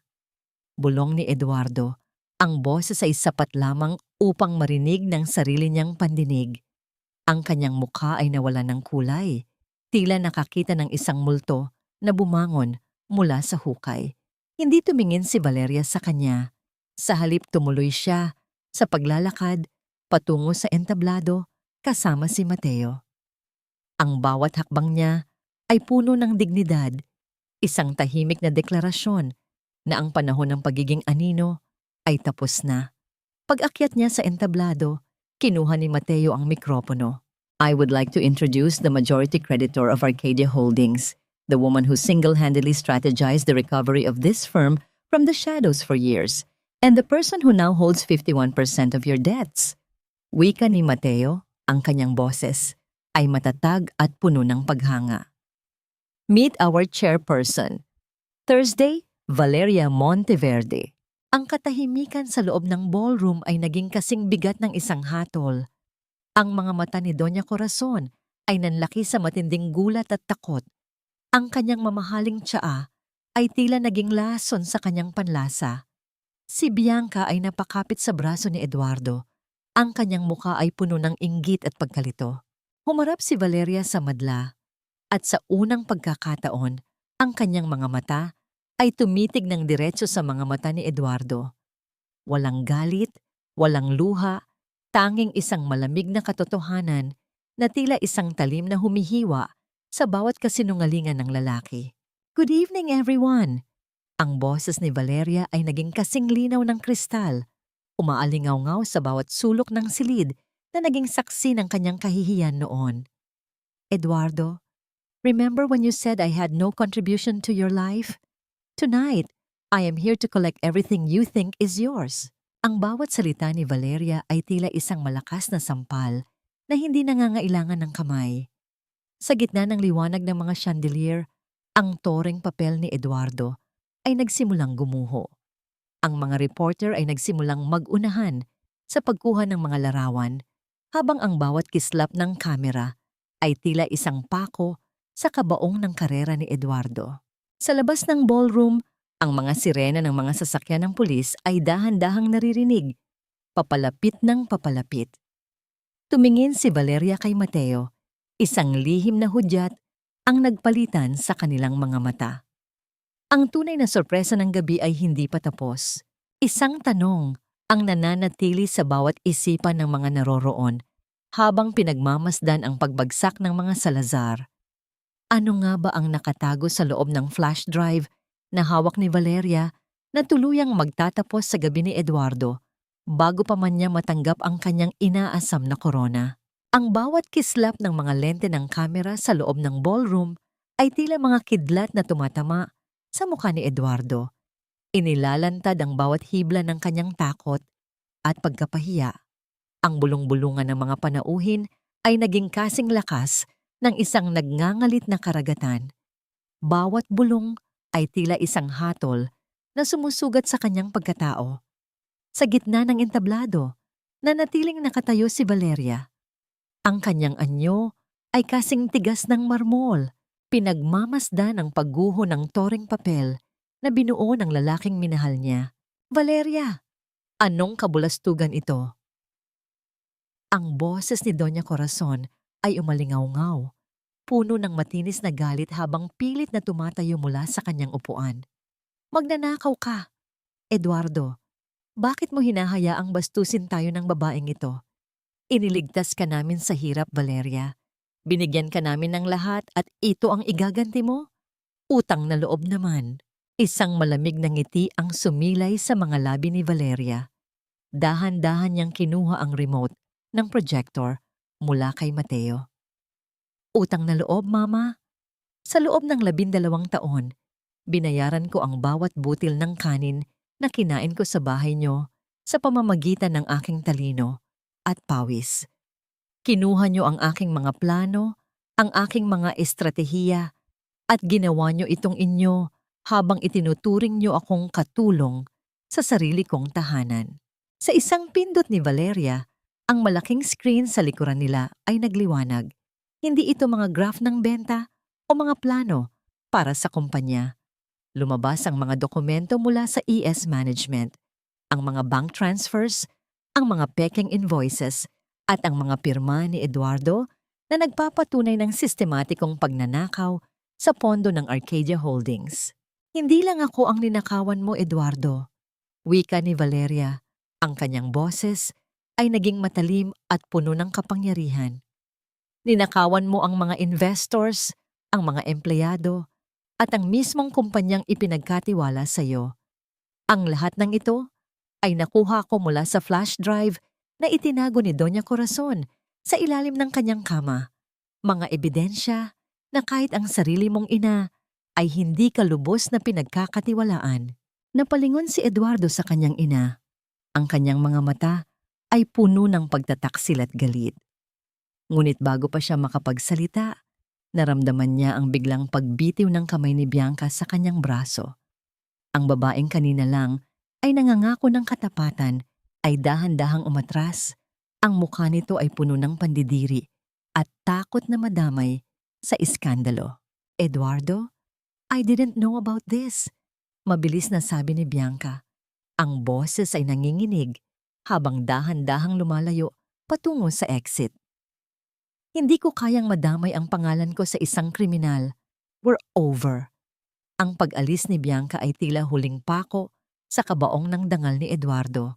Napaluhod ang lalaki sa gitna ng entablado. Ang kanyang tuksido na kanina ay simbolo ng kapangyarihan ay tila naging isang mabigat na pasanin. Tumingala siya kay Valeria. Ang kanyang mga mata ay puno ng pagsusumamo. Valsa, please, huwag mong gawin ito. Bulong ni Eduardo. Ang kanyang boses ay basag at puno ng desperasyon. Mag-usap tayo. Pwede nating ayusin ito. Gagawin ko ang lahat. Huwag mo lang akong ipahiya ng ganito. Tinitigan siya ni Valeria nang walang anumang emosyon. Masyado nang huli para sa pag-uusap, Eduardo. Binigyan kita ng 12 taon para makita ang halaga ko, ngunit pinili mong makita lamang ang sarili mo. Ngayon, harapin mo ang realidad na ikaw mismo ang gumawa. Dahan-dahang bumukas ang mga pinto ng ballroom at pumasok ang mga opisyal ng National Bureau of Investigation. Ang kanilang mga uniforme ay nagbibigay ng isang formal at nakakatakot na presensya sa gitna ng karangyaan. Ang bawat hakbang nila sa pulang alpombra ay tila isang hudyat ng pagtatapos ng isang era ng kasinungalingan. Eduardo Salazar, you are under arrest for corporate fraud, embezzlement, and falsification of public documents. Wika ng opisyal habang dahan-dahang inilalabas ang mga posas. Habang kinakabitan ng posas si Eduardo, ang paningin niya ay nakatunghay lamang sa sahig. Si Doña Corazon ay nagsimulang humagulgol ng malakas. Isang tunog ng pagkawasak na hindi na kayang takpan ng anumang diamante sa kanyang leeg. Ang mga panauhin ay nagsimulang kumuha ng video. Ang bawat kislap ng cellphone ay tila mga bituin na bumabagsak mula sa langit ng Arcadia. Naglakad si Valeria palayo sa entablado nang hindi man lang nililingon ang nagsusumamong asawa. Ang kanyang bawat hakbang ay puno ng kapayapaan, isang pakiramdam na matagal na niyang kinalimutan. Pagdating sa pinto, huminto siya sandali at tumingin kay Mateo na naghihintay sa kanya. Tapos na, Mateo, bulong niya. Ngunit habang papalabas sila ng gusali, isang itim na sasakyan ang biglang huminto sa kanilang tapat. Isang lalaking nakasuot ng barong ang lumabas. Ang mukha ay seryoso at tila may dalang balitang hindi inaasahan. Madam Thursday, may problema po sa ospital sa Batangas. Wika ng lalaki na nagdulot ng biglang pagbilis ng tibok ng puso ni Valeria. Isang tanong ang muling bumalot sa isipan ni Valeria habang ang lamig ng gabi ay humahalik sa kanyang balat. Ang tagumpay ba niya ay may kapalit na hindi niya inaasahan o ito ba ang simula ng isa pang pagsubok na susukat sa kanyang bagong nahanap na lakas?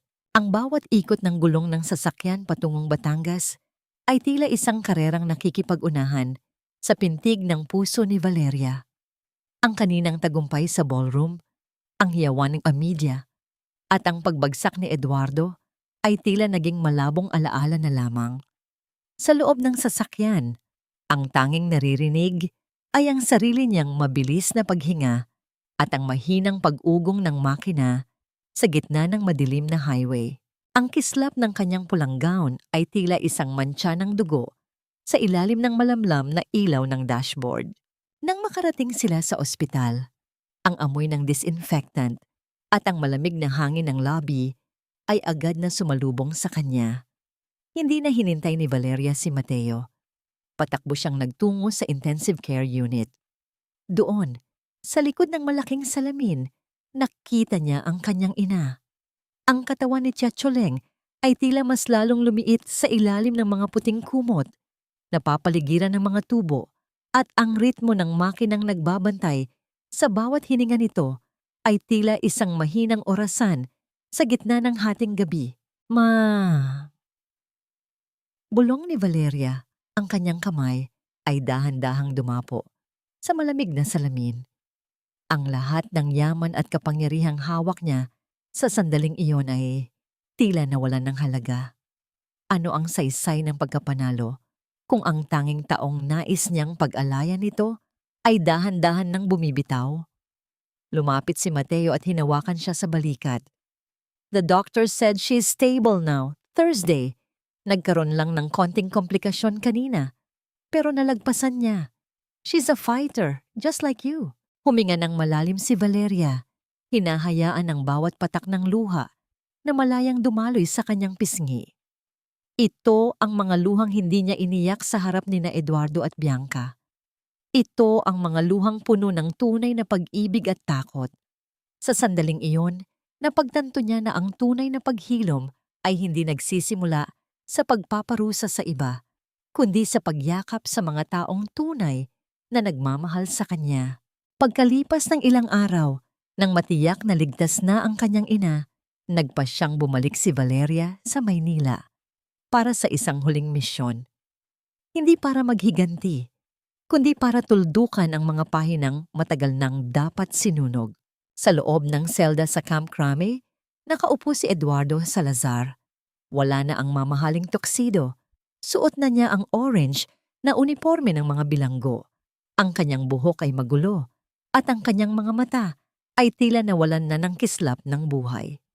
Nang makita si Valeria sa likod ng rehas, dahan-dahan siyang tumayo.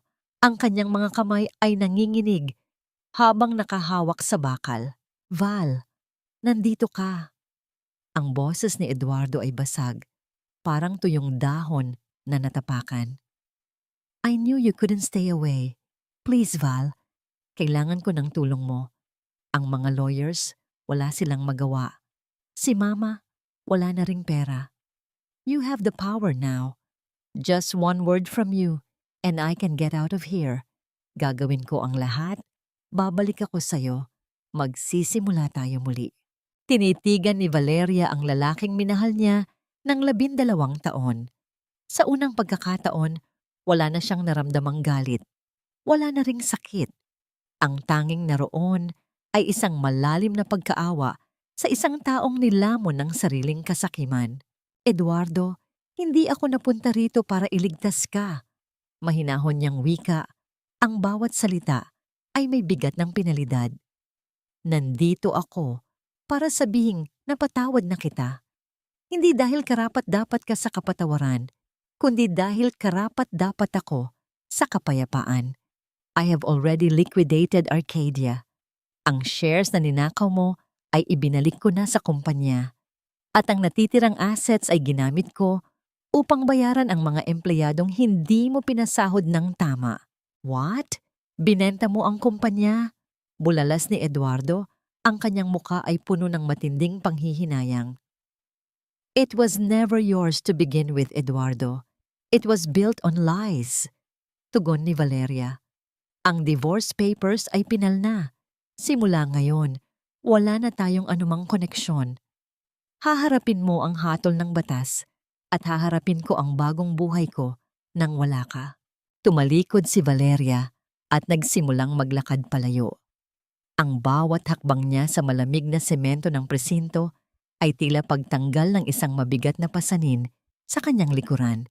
Bago siya tuluyang lumabas, dumaan muna siya sa isang maliit na paupahan sa labas ng lungsod. Doon niya natagpuan si Doña Corazon. Ang dating matapobreng donya ay nakatira na ngayon sa isang silid na kasing laki lamang ng walk-in closet ni Valeria noon.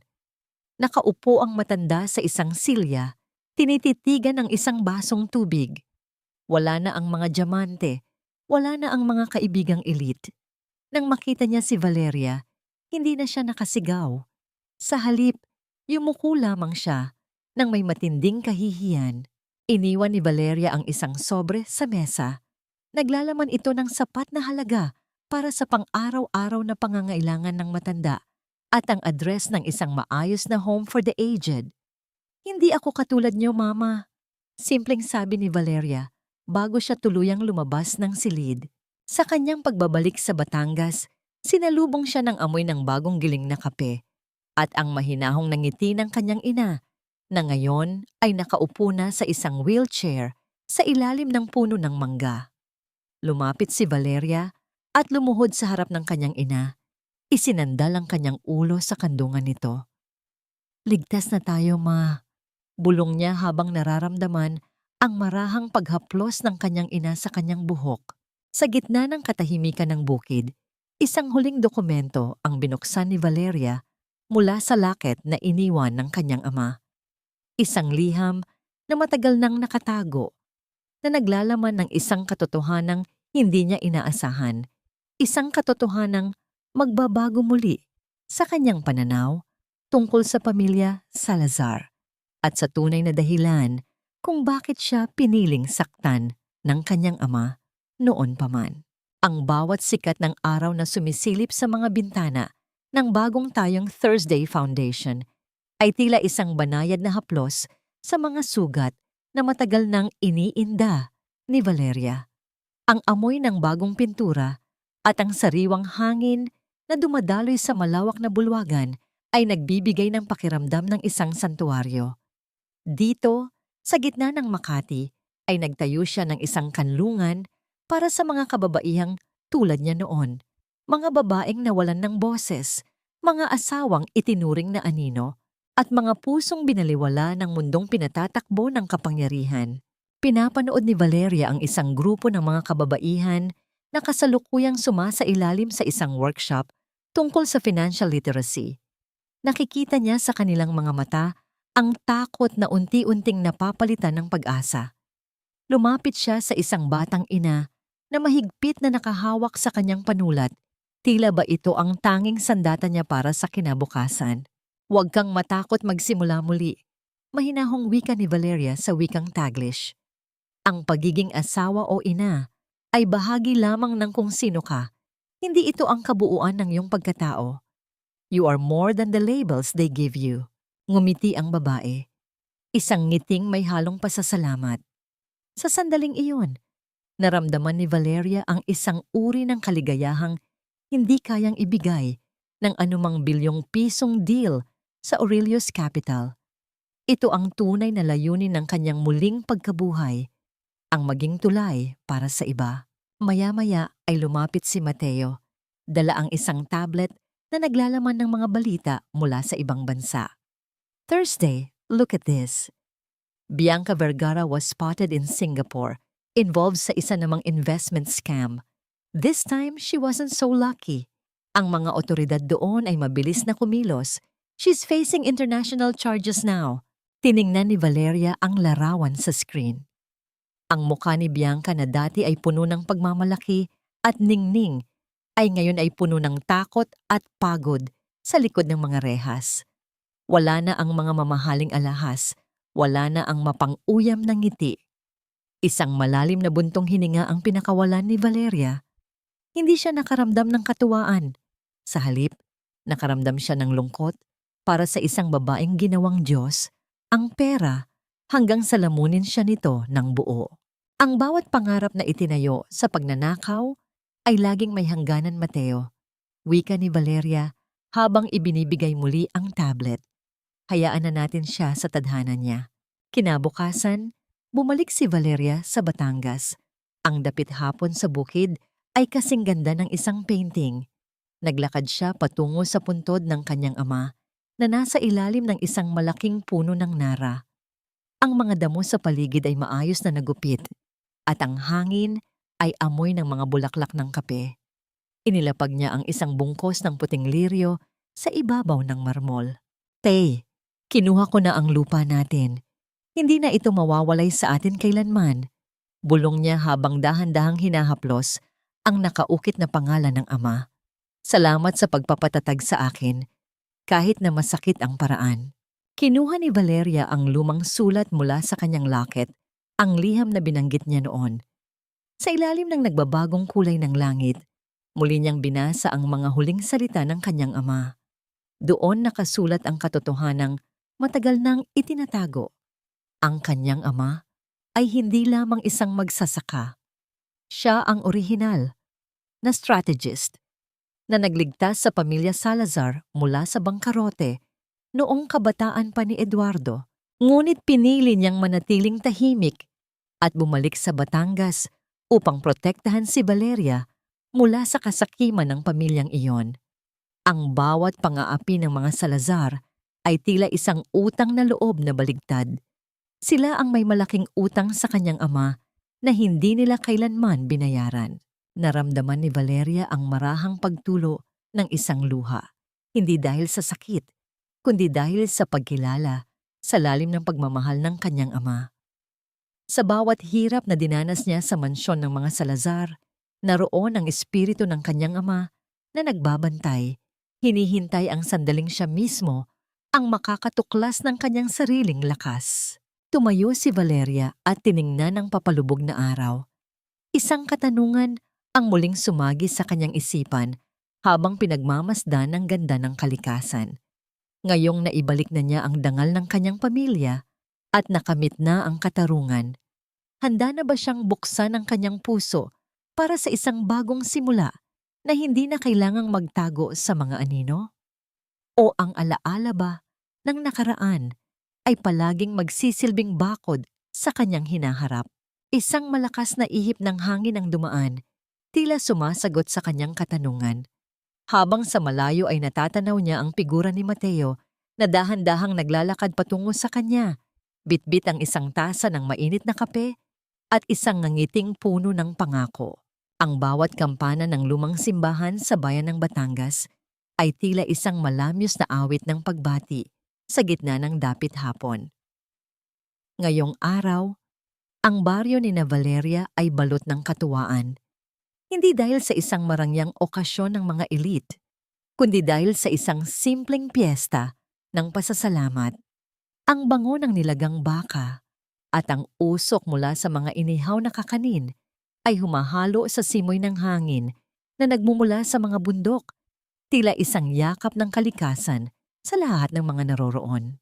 Sa gitna ng malawak na bakuran ng kanilang ancestral house, nakaupo si Valeria sa isang tumba-tumbang kahoy. Ang kanyang kasuotan ay simple na lamang, isang puting lino na damit na nagpapakita ng kanyang likas na ganda, malayo sa mga kumikinang na hiyas na tila naging tanikala sa kanya noon. Pinagmamasdan niya ang mga bata na nagtatakbuhan sa damuhan. Ang kanilang mga halakhak ay tila mga musika na nagbibigay ng buhay sa bawat sulok ng lupang kanyang ipinaglaban. Lumapit si Mateo, dala ang 2 tasa ng mainit na kapeng barako. Ang singaw ng kape ay dahan-dahang sumasayaw sa hangin bago ito tuluyang maglaho. Inabot niya ang isa kay Valeria at dahan-dahang naupo sa tabi nito. The news just came in Thursday. Mahinahong panimula ni Mateo, ang kanyang boses ay tila isang payapang agos ng tubig. Eduardo has been sentenced to 15 years. No bail. Ang balita ko, kahit sa loob ng bilangguan, sinusubukan pa rin niyang gamitin ang pangalan ng mga Salazar, pero wala nang nakikinig. Si Doña Corazon naman, she's settling in well sa home for the aged na pinili mo. Sabi ng mga madre doon, tahimik na raw siya at madalas na lang nakatingin sa malayo. Humigop si Valeria ng kape, ninanam namang pait na may kasamang tamis sa dulo. Alam mo, Mateo, akala ko dati ay magiging masaya ako kapag nakita ko silang nagdurusa. Pero ngayong nangyari na, ang tanging nararamdaman ko lang ay katahimikan. Hindi galit, hindi poot, kundi isang malalim na pasasalamat dahil sa wakas, tapos na ang kwento nila sa buhay ko. Tumingin si Valeria sa malayo, kung saan ang langit ay nagpapalit ng kulay mula sa kahel tungo sa lila. 12 taon akong naging asawa na walang sariling tinig. 12 taon akong naging anino ng isang taong hindi naman ako kayang makita. Pero sa bawat sakit na naranasan ko sa kamay nila, doon ko natuklasan ang tibay ng isang barako, na kahit gaano katindi ang init ng apoy na dumaan, mas lalo lamang bumabango at tumatapang ang kape. Hinawakan ni Mateo ang kamay ni Valeria, isang dahan-dahan at magaan na hawak na puno ng paggalang at pangako. You are the strongest woman I know, Thursday. You didn't just survive, you flourished. I learned that love shouldn't require you to lose yourself, Mateo. Sagot ni Valeria habang nakatingin sa kanilang magkakahawak na kamay. It should be a partnership where both can shine. And for the first time, I am shining for myself. Isang maikling katahimikan ang namayani. Sa pagitan nila, isang katahimikan na hindi nakakabingi, kundi puno ng mga bagay na hindi na kailangan pang sabihin. Ang dapit hapon ay unti-unting naging gabi at ang mga bituin ay nagsimulang magpakita sa madilim na kalangitan, tila mga saksi sa isang panibagong simula. Sa kabilang bahagi ng lungsod, sa loob ng malamig na rehas, marahil ay iniisip pa rin ni Eduardo kung saan siya nagkamali. Marahil ay hinahanap-hanap pa rin niya ang asawang laging nakahandang mag-ayos ng kanyang kurbata at sumalo sa kanyang mga pagkakamali. Ngunit sa Batangas, ang babaeng iyon ay wala na. Tumayo si Valeria at huminga ng malalim. Nilalanghap ang amoy ng lupa at ng kalayaan. Tumingin siya sa direksyon kung saan natatanaw ang mga ilaw ng kalsada patungo sa Maynila. Hindi ako ang nawalan, Eduardo. Ikaw. Bulong niya sa hangin. Isang pangungusap na tila huling pako sa pintuan ng kanyang nakaraan. Dahil ang isang reyna ay hindi kailangang manatili sa isang kahariang gawa sa buhangin. Nakahanap na ako ng sarili kong lupa. At dito, ako ang gagawa ng sarili kong tadhana. Habang naglalakad si Valeria pabalik sa loob ng bahay kasama si Mateo, ang kanyang bawat hakbang ay may katiyakan. Ang kabanata ng kanyang pagiging biktima ay tuluyan ng natapos at ang bawat salitang isusulat niya mula ngayon ay puno na ng kanyang sariling boses. Ang gabi ay malalim na, ngunit para kay Valeria, ang pinakamaliwanag na bahagi ng kanyang buhay ay kasisimula pa lamang. Lumipas ang 3 taon na tila isang dahan-dahang pag-agos ng ilog patungo sa malawak na dagat. Sa gitna ng luntiang bukirin ng Batangas, kung saan ang amoy ng mga bulaklak ng kape ay humahalik sa bawat ihip ng hangin, isang babae ang nakatayo nang may taas noong dignidad. Si Thursday Valeria ay hindi na ang aninong nakatago sa likod ng isang ambisyosong lalaki. Siya na ang liwanag na nagbibigay buhay sa lupang kanyang kinagisnan. Ang foundation na kanyang itinayo ay naging isang malawak na komunidad. Ang mga kababaihang dati ay nakayuko sa kahihiyan ay ngayon ay mga pinuno na ng kani-kanilang maliliit na negosyo. Sa bawat pagbisita ni Valeria sa kanilang mga workshop, nakikita niya ang kanyang sarili, hindi sa sakit ng nakaraan, kundi sa lakas ng kanilang kasalukuyan. Ang kanyang tagumpay ay hindi na sinusukat sa dami ng zero sa kanyang bank account, kundi sa dami ng ngiting kanyang naibalik sa mga pusong dati ay sugatan. Isang hapon, habang ang langit ay nababalot ng kulay rosas at lila, dumating ang isang balita mula sa Maynila. Si Eduardo Salazar ay tuluyan ng nalimutan ng publiko. Ang lalaking dati ay nagnanais na maging hari ng Arcadia ay isa na lamang bilang sa loob ng malamig na rehas. Ang kanyang ina, si Doña Corazon, ay pumanaw na ng payapa sa Home for the Aged, dala ang mga alaala ng isang karangyaang gawa lamang sa buhangin. Nang marinig ito ni Valeria, hindi siya nakaramdam ng katuwaan. Isang tahimik na panalangin lamang ang kanyang binigkas para sa kapayapaan ng kanilang mga kaluluwa. Naupo si Valeria sa kanyang paboritong silya sa beranda, habang si Mateo ay lumapit at dahan-dahang ipinatong ang isang mainit na shawl sa kanyang mga balikat. Walang kailangang sabihin, ang bawat sulyap at ang marahang pagdampi ng kanilang mga daliri ay sapat ng patunay na ang pag-ibig, kapag totoo, ay hindi nakakasakal, kundi nagpapalaya. Dito, sa gitna ng katahimikan ng kanyang sariling paraiso, nasagot na ang lahat ng mga katanungang minsan ay naging mitya ng kanyang pag-aalinlangan. Isa, napatawad na ba? Oo, napatawad na ni Valeria ang lahat ng nanakit sa kanya. Ngunit ang pagpapatawad na ito ay hindi nangangahulugan ng pagbabalik sa dati.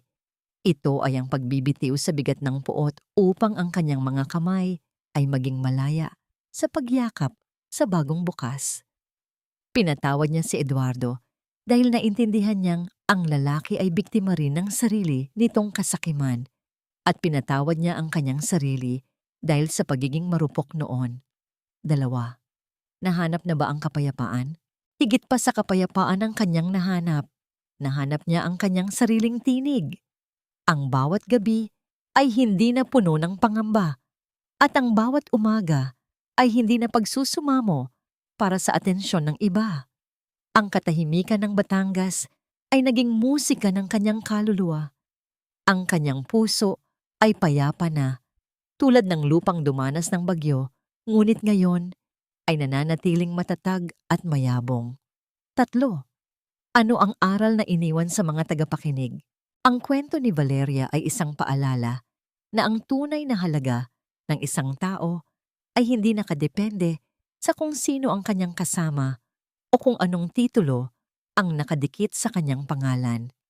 Ang pagtitiis ay may hangganan at ang pagpapakumbaba ay hindi dapat maging katumbas ng pagpapayurak sa sariling dangal. Ang utang na loob ay hindi dapat maging tanikala na pumuputol sa iyong mga pangarap.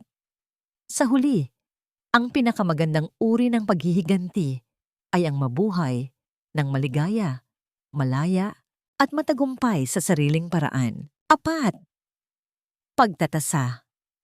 Ang nobela ni Thursday Valeria ay isang paglalakbay mula sa kapaitang tulad ng kape patungo sa tamis ng tagumpay. Ipinakita nito na ang bawat babae ay may barako sa loob ng kanyang puso, matapang, matatag, at hindi sumusuko sa init ng pagsubok. Ang kanyang buhay ay naging isang inspirasyon na sa gitna ng pagtataksil, laging may pagkakataon para sa muling pagkabuhay. Sa huling paghigop ni Valeria sa kanyang tasa ng kape, habang pinapanood ang paglubog ng araw, alam niyang ang kanyang kwento ay hindi na tungkol sa pagiging asawa na ipinalit, kundi tungkol sa babaeng nahanap ang kanyang sarili. Ang huling anino ng nakaraan ay tuluyan ng naglaho sa dilim, habang ang bukas ay naghihintay ng may ningning na hindi na muling magdidilim.